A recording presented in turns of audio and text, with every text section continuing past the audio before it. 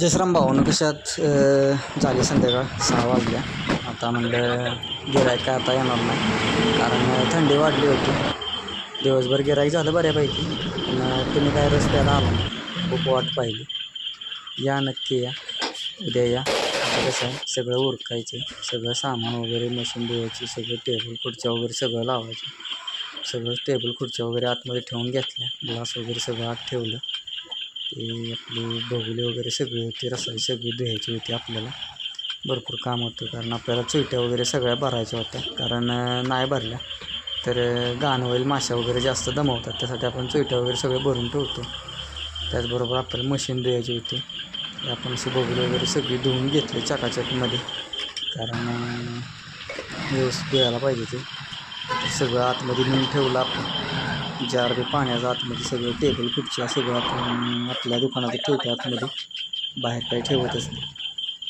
आले मनोज कदम मित्र आपले, त्यांचा मोपरील राहिला होता न्यायला, बोलला ठीक आहे जातो म्हटला. त्यानंतर आपण टेबल वगैरे धुवून घेतला चकाचकमध्ये सगळा. टेबल वगैरे आतमध्ये ठेवायला घेतला, टेबल वगैरे आतमध्ये ठेवला. मशीन धुवायची होती, मशीन अशी चकाचक सगळी धुवून काढली.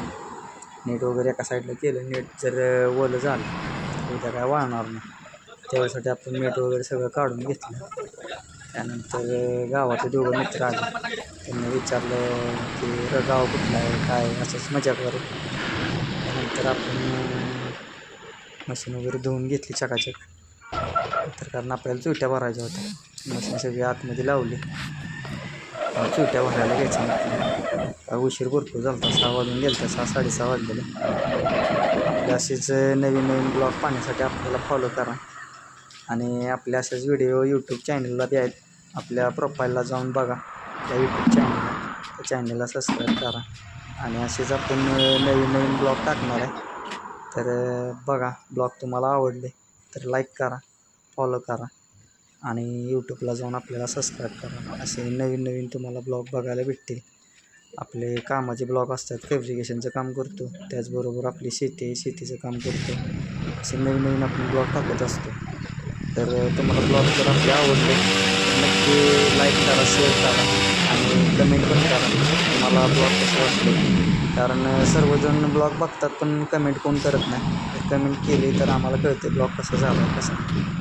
तर भेटूया नेक्स्ट व्हिडिओमध्ये. धन्यवाद. पण नक्की उद्या रस्त्याला या, आणि वाट पाहतोय तुमची. शंभूराजे रसवंती क्रिया डिस्कळ, फलटण पुशेगाव रोडला आपली रसवंती आहे. अवश्य भेट द्या. धन्यवाद. जय श्रीराम भावांनो.